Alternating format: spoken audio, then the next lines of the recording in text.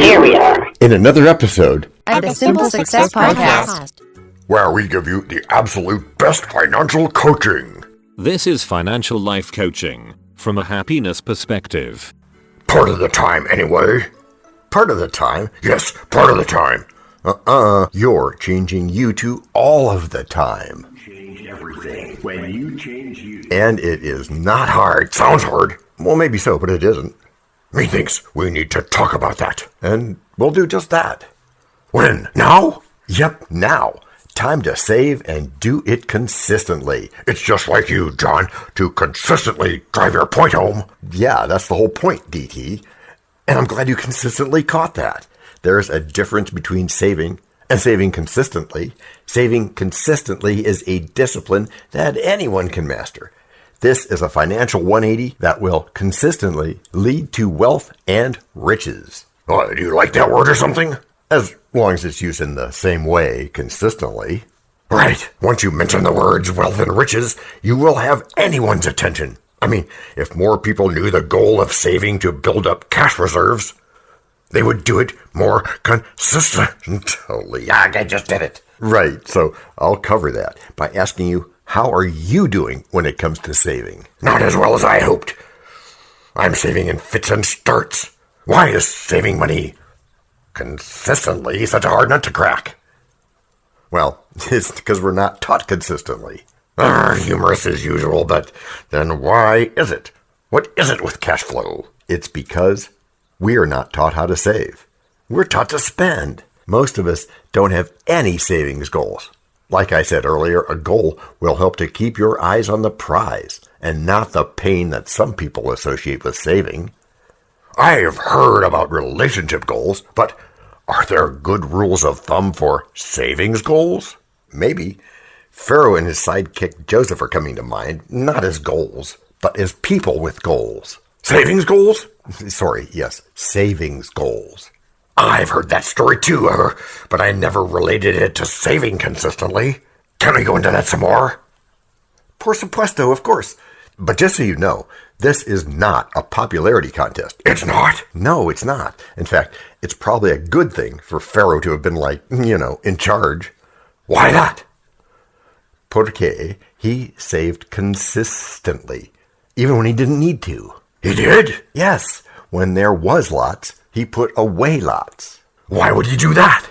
Because he knew that there would probably be a time when things weren't so good. And he'd have savings. But you said he wasn't popular. Well, yeah, because when things were good, he didn't hand it all out. Nobody wins a popularity contest that way. Oh, so he forced people to save. You could say that. Just like some companies today force you into their 401k. God forbid.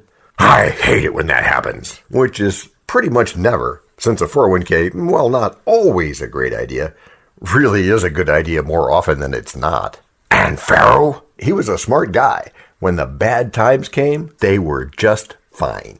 Can I ask a professional planner question? You can, of course. We'll just have to find a professional planner to answer it. You make me laugh, John. But here it is anyway. Must I have a financial planner to save consistently? Nope. What you need are more knowledge and discipline. But knowledge in and of itself is not enough. You need to apply the financial knowledge you have for it to work. Far too many people acquire knowledge, yet fail to put it into practice. Practice makes perfect, and in this case, wealthy. You got that right. When we consistently engage in a discipline, in this case, savings habits, we gain mastery, and it can lead us to amass wealth. What are some things that I should take into consideration when I'm planning on saving consistently? That's the word, right? Yep. Time and time planning is of the essence. If and when you're thinking about saving consistently, Pharaoh knew there was an impending worldwide famine and its time frame, and he acted on it. Unfortunately, we get these warnings about, for instance, bubbles bursting, but we don't care to save. If you ask me, I would say that we should always save, with or without warnings. Yeah, DT, that's a real positive way to think about it. Saving should come like second nature, without the need for warning bells to remind us about its importance. Saving consistently is a discipline that any person can develop so that unexpected expenses are just like a fly on the wall. Any financially successful person will tell you that making consistent savings in fair and foul weather has split over discipline into other areas of their lives. It's like a domino effect. You're a fast learner, DT. At this rate, I will let you host this pod when I go on a road trip. A road trip? A road trip? Wait a minute. That's a break, isn't it? Like... Break number 1. Hello, everyone. This is John with the Simple Success Podcast, financial life coaching from a happiness perspective. Because we know you want to show us some serious love in return for the tremendous benefits you get from us. Please head over to the support link in our written show notes. That's the words on your podcast player.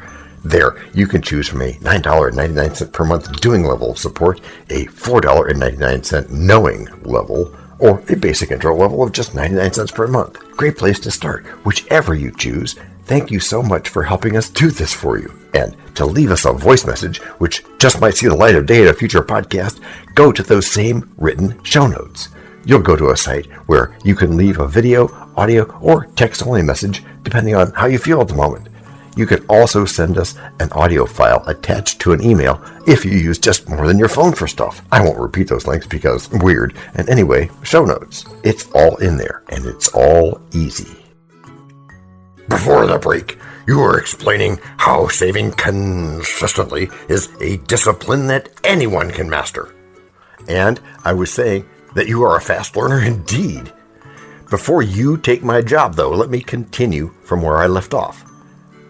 From Pharaoh's example, we can learn tons of lessons about discipline. He kept doing the same thing, which was saving grain for 7 straight years. I read somewhere that 7 was a form of completion. I take this to mean that though we see 7 literal years in Pharaoh's case, we are supposed to keep saving to the very end. And then what? Oh, sorry. Time flies extremely fast. You know, tick-tock and all that. My method for such a discipline of saving is to put it on autopilot instead of thinking about doing it. And what else, DT? Oh, right, and change your perspective. From what? Just saving to not having to depend on someone else. That's right. Now is the word of action. In a manner such as this, you need to seize the day and save every penny you can. Don't just look at the time horizon, or the time you may have lost, or the time you have left.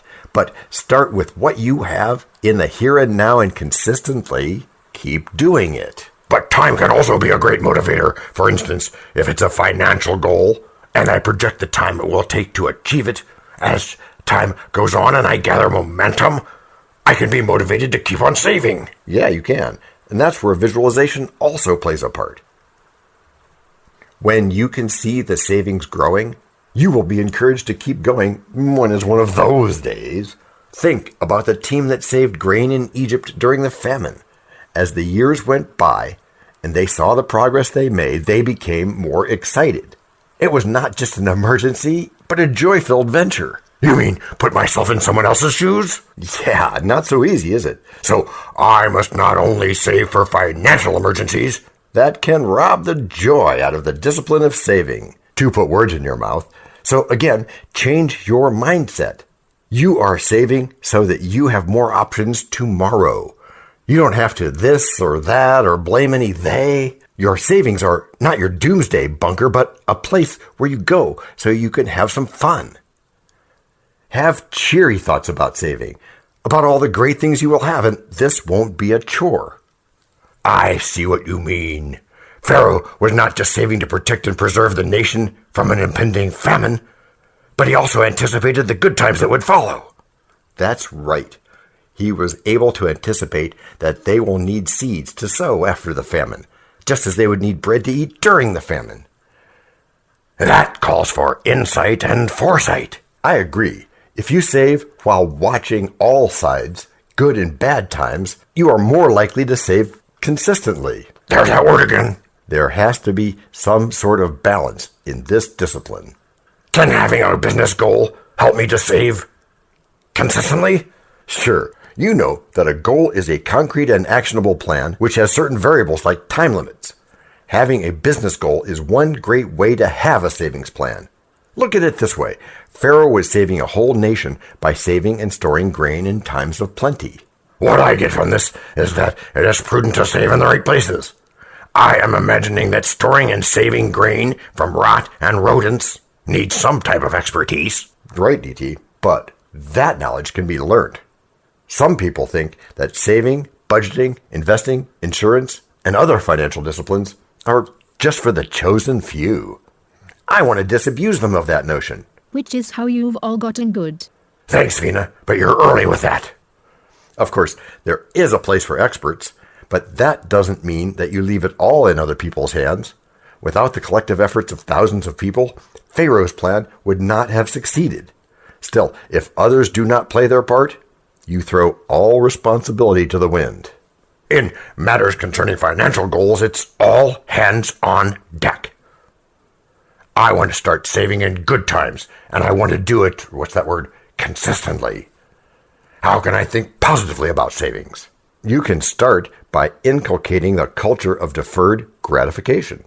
What makes some people not save consistently is that they get into the habit of spending their money on items that they can defer. Hi-ho, hi-ho, it's off to the bank I go. Wait, DT, before you go to the bank, I'd suggest that you, quote, set aside a definite amount for investment, even if it's only as small as $1 a week or even 50 cents a week. It's not the amount that's important, it's the habit of being resourceful and frugal. Napoleon Hill quote detected. I knew that was coming. It's like John to drop Napoleon Hill quotes, even in his sleep. You mean to tell me I'm that predictable? Or do you mean to tell me that I do it consistently? Predictable? How long have I been with you? I know you like the next thing we are just about to do. Which is? Daniel? Break number 2. We know a lot about you already because we know ourselves. For example, we know that you know how to listen to our podcast. We also know that you probably know how to subscribe. So as soon as you're done with that, tell us your story. We have ways you can contact us. It involves a special link where you can leave us a message. We may have an email address for you as well in the future, and we'll let you know if that happens. The reason for subscribing? I thought you'd never ask. When you subscribe, you automatically download all future episodes of that podcast. It just happens in your player without you having to go search again. How cool is that?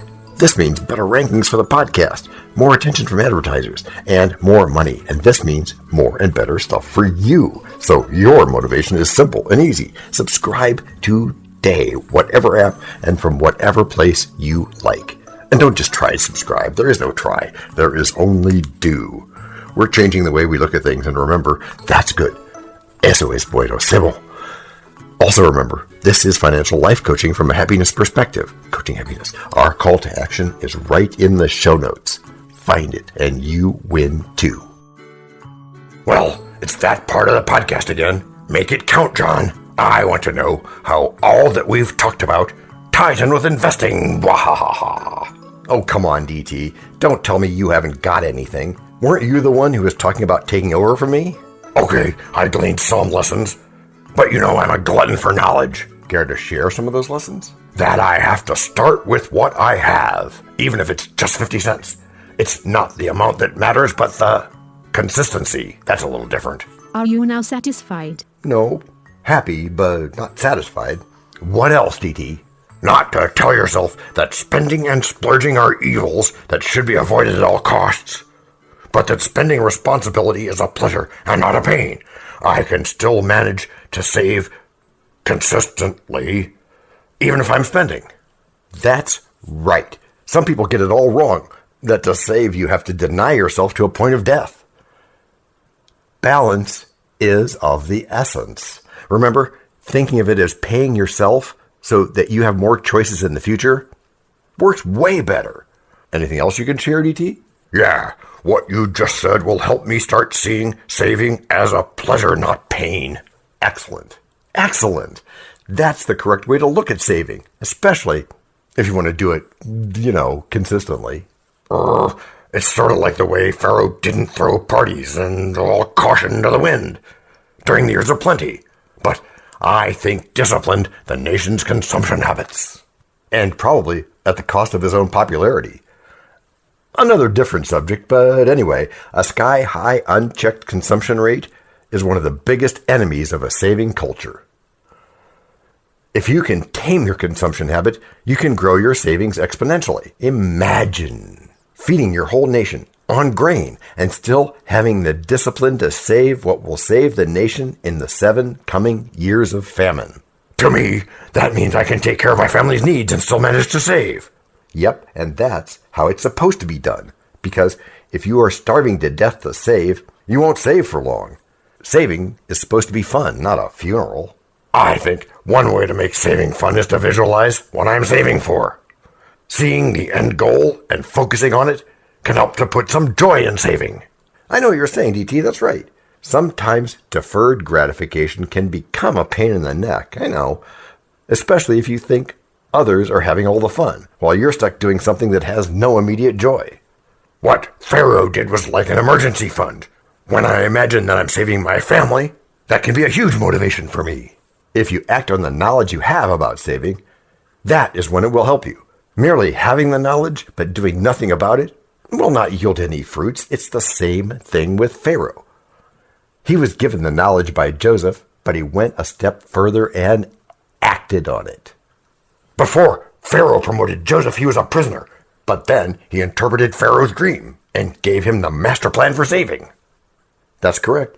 And it reminds me of Edwin C. Barnes, the man who was determined to be Thomas Edison's business partner. Hill says that he may have resembled a tramp, but his thoughts were that of a king. This teaches me that I shouldn't judge a book by its cover, as knowledge about wealth and life can come from the least unlikely of faces or places. You're right, DT. Today, you have surprised me with some of the gems that you've dropped. Have you read Think and Grow Rich yet? I have, Alex. Don't think the 7 times I've read it is not enough. I mean, I am starting to sound like John, right? Most of my conversations are laced with Napoleon Hill quotes. And that's not a bad thing, DT. It's commendable. You know what they say, readers are leaders. But of course, Vina does detect those quotes a lot more often from moi. What does Hill talk about in Think and Grow Rich concerning saving and investing? Quote, you don't have to be very brilliant. You don't have to have such a wonderful education. You can be an outstanding success if you will take what you have, whether it's little or much, and start using it, putting it into operation, doing something about it, and doing something with it. And of course, that calls for initiative. Napoleon Hill quote detected. See? Not new stuff at all. Aha! So I don't have to be very brilliant? And I don't have to have such a wonderful education? Phew, that's a relief. Saving and investing and becoming a success is not just for a chosen few who have attended Ivy League colleges. Any Tom, DT, and Harry can do it. Just have a savings goal. I see what you did there, John. You had to throw my name in the mix for maximum comic effect, didn't you? Initiative is doing the right thing without being told. Procrastination is one of the biggest enemies of saving, what was that word again? Consistently. I don't like to think about what would have happened had Pharaoh procrastinated on saving. His nation would have perished from the face of the earth. There'd be no more Egypt. Yeah, saving is one way of seizing the day, every single day. Carpe diem. You took the words right out of my mouth, Daniel. Yeah, carpe diem. And what Hill said about doing something ties in with what we talked about in that podcast about procrastination. I remember you said there that procrastination is putting off until the day after tomorrow what should have been done the day before yesterday. I like this. Keep going, DT. What does the decision have to do with it? People who fail to accumulate money without exception have the habit of reaching decisions, if at all, very slowly, and of not changing those decisions, either quickly or often. Napoleon Hill quote detected. Good one, DT. You've not only taken the words right out of Hill's mouth, but you've also gotten Vina's approval. And that's a perfect way to end what has been an engaging pod. Huh? I was just beginning to have a good time. Time flies when you're having a good time, doesn't it? I hope that you will have a good time while saving, and it will feel like time is flying and not a dragging and dreary affair. Are we on the same page, DT? Read my lips, John. Will you please read Think and Grow Rich? Is that even a question, Karen? Which is how you've all gotten good. Gracias por escuchar. A la prochaine. This podcast and our other podcasts are productions of Little Red Hen Industries. The supporting cast who helps me bake the bread includes Techno King, John C. Brandy, Fact Checker, Abraham Lincoln, French Consultant, Virginia Mitchell, Media Expert, Favor, Abasi E.K., Psychologist, William James, Rabbit Hole Advisor, Dr. Mark Perrott, Sound Designer, Goodly Amo, Marconi, Spanish Consultant, Cameron J.K. Brandy, Videographer, Alfred Hitchcock, Audio Props, Les Paul, Inspiration, Napoleon Hill and Earl Nightingale. We also have websites, and you can subscribe to both podcasts and get ebooks and other great stuff. You can send us a video, audio, or text message, but of course, you'll have to head to the show notes, either on your phone or on the web to actually get links and stuff.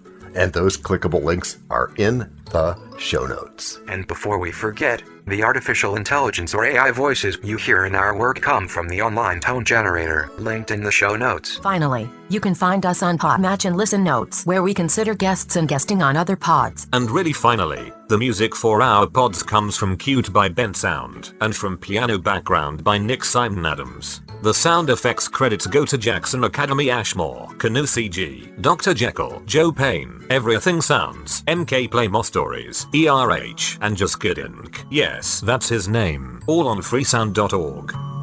Paul.